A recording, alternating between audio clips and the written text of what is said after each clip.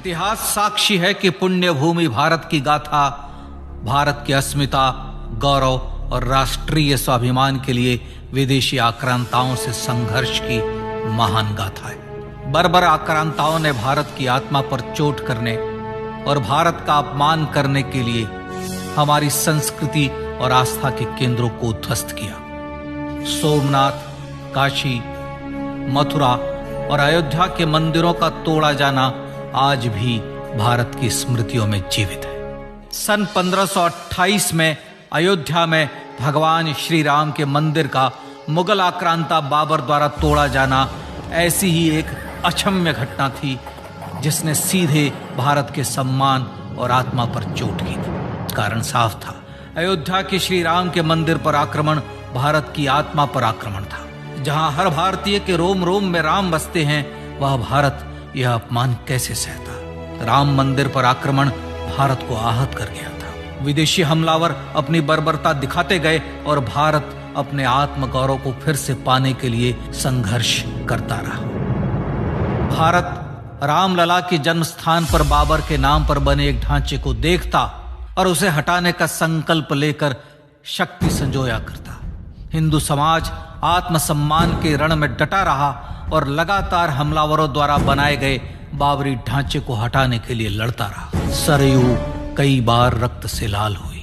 कभी स्थानीय शासकों ने तो कभी साधु संतों और राम भक्तों ने राम जन्मभूमि की मुक्ति के लिए अपने प्राणों की आहुति दी। 15 अगस्त 1947 को देश की आजादी के साथ सैकड़ों सालों से चले आ रहे इस संघर्ष में नई ऊर्जा और एक नया मोड़ आया। अचानक 23 दिसंबर 1949 को बाबरी ढांचे में श्री राम लला प्रकट हुए। हजारों राम भक्त दर्शन के लिए उमड़ पड़े। तत्कालीन प्रधानमंत्री पंडित जवाहरलाल नेहरू ने उत्तर प्रदेश सरकार को श्री राम लला को विवादित ढांचे से हटाने का आदेश दिया। उत्तर प्रदेश सरकार ने अयोध्या के कलेक्टर को यह काम दिया और यह निर्देश भी कि जरूरत पड़ने पर वे बल का प्रयोग भी करें। अयोध्या के कलेक्टर ने सरकार को उत्तर दिया कि यह नरसंहार के बिना संभव नहीं है और फिर भी वह ऐसा चाहती है तो किसी दूसरे कलेक्टर से यह काम करवा ले। परिणाम स्वरूप रामलला की मूर्ति वहीं विराजमान रही। विवादित ढांचे को बंद कर दिया गया। केवल पुजारी को सेवा अर्चना के लिए भीतर जाने की अनुमति थी। फिर भी राम भक्त विवादित ढांचे के बाहर से प्रभु श्री राम की आराधना करते रहे। भारत के हिंदू समाज के लिए चुनौतियां और बढ़ गई। मामला अदालत में गया। विपक्षी दलों द्वारा अदालत में भगवान श्री राम के अस्तित्व पर सवाल उठाए गए। उनके अयोध्या में ही जन्म लेने का प्रमाण मांगा गया। भारत का जनमानस अब आहत हो उठा था। आजाद भारत में भी हिंदू समाज को अपनी आस्था और श्रद्धा के लिए संघर्ष करना पड़ रहा था। चुनौतियों के इस समय में सन 1984 में विज्ञान भवन दिल्ली में विश्व हिंदू परिषद ने धर्म संसद का आयोजन किया। इस संसद में देश भर के संतों ने राम जन्मभूमि की मुक्ति के लिए आह्वान किया और राम जन्मभूमि मुक्ति यज्ञ समिति का गठन किया। धर्म संसद ने राम जन्मभूमि की मुक्ति और वहां भगवान श्री राम के भव्य मंदिर बनाने के भारत के जनमानस के संकल्प को फिर से दोहराया। विश्व हिंदू परिषद के नेतृत्व में मंदिर निर्माण के लिए पूरे देश में अभूतपूर्व आंदोलन की शुरुआत हुई। सन 1989 में विश्व हिंदू परिषद द्वारा गांव-गांव से रामशिला पूजन करके अयोध्या भेजी गई। 2,75,000 गांवों से रामशिलाएं अयोध्या पहुंची। भव्य राम मंदिर के शिलान्यास का निर्णय हुआ। पूज्य संत महात्माओं और हिंदू समाज के अन्य प्रमुख नेताओं के निर्णय के अनुसार अनुसूचित जाति के प्रमुख नेता श्री कामेश्वर चौपाल ने 9 नवंबर 1989 को मंदिर निर्माण का पहला पत्थर रखा। राम जन्मभूमि पर मंदिर निर्माण के लक्ष्य की पूर्ति के लिए सन 1990 में सोमनाथ से अयोध्या के लिए श्री लाल कृष्ण आडवाणी ने रथ यात्रा की शुरुआत की। देश में जन भावनाओं का ज्वार उमड़ने लगा। श्री लाल कृष्ण आडवाणी के रथ यात्रा के साथ साथ मंदिर के लिए जन समर्थन बढ़ने लगा और छद्म सेकुलरवाद बेनकाब होने लगा। इस जन आंदोलन को रोकने की तमाम कोशिशें हुई पर सब व्यर्थ हुई। विश्व हिंदू परिषद ने देशवासियों से अयोध्या में जन्मभूमि पर मंदिर निर्माण के लिए 30 अक्टूबर और 1 नवंबर 1990 को कार सेवा का आह्वान किया।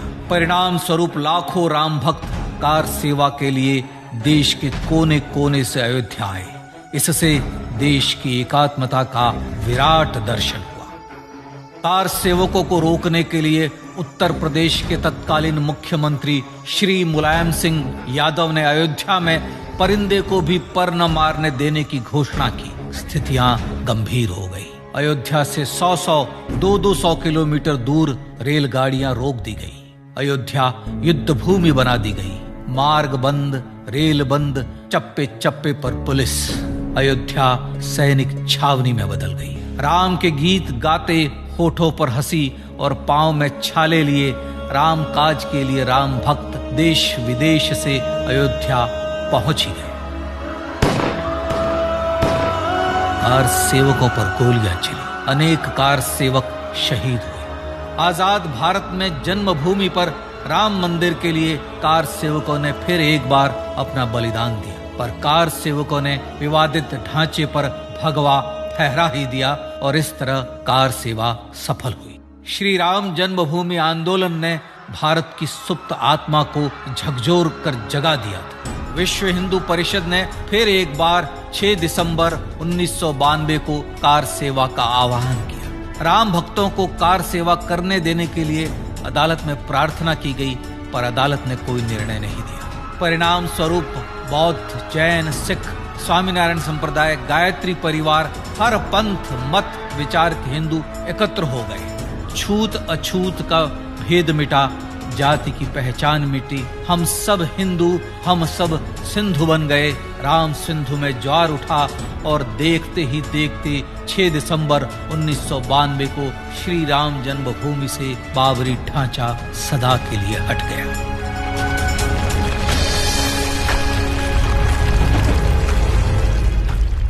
यह क्षण शौर्य, न्याय और सत्यमेव जयते का क्षण था। यह तो धर्मस्ततो जय का क्षण था। पर संघर्ष की गाथा यहां जाकर भी नहीं रुकी। छद्म सेकुलरवादियों द्वारा भारत और भगवान श्री राम के इतिहास को झुठलाने के लिए अदालतों में चुनौतियों का सिलसिला चलता रहा, जो 1950 से चल रहा था। पर सत्य को तो जीतना ही था।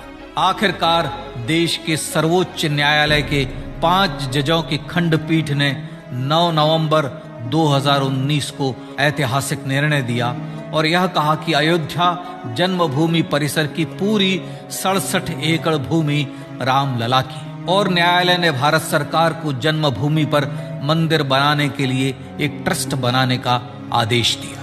सर्वोच्च न्यायालय के आदेश के अनुसार भारत सरकार ने 5 फरवरी 2020 को श्री राम जन्मभूमि तीर्थ क्षेत्र नाम के ट्रस्ट का गठन किया और राम जन्मभूमि न्यास की भूमि जो सरकार द्वारा अधिग्रहित की गई थी, उसे ही नवनिर्मित न्यास को वापस दे दिया गया। 5 अगस्त 2020 को भारत के प्रधानमंत्री श्री नरेंद्र मोदी ने श्री राम जन्मभूमि तीर्थ क्षेत्र के अध्यक्ष पूज्य महंत नृत्य गोपाल दास, राष्ट्रीय स्वयंसेवक संघ के पूज्य सरसंघ चालक डॉक्टर मोहन भागवत एवं उत्तर प्रदेश के मुख्यमंत्री श्री योगी आदित्यनाथ की उपस्थिति में श्री राम जन्मभूमि पर भगवान श्री राम के भव्य मंदिर के लिए भूमि पूजन कर निर्माण कार्य का शुभारंभ किया। इस तरह लगभग 500 वर्षों से राम जन्मभूमि की मुक्ति के संघर्ष का पटाक्षेप हुआ।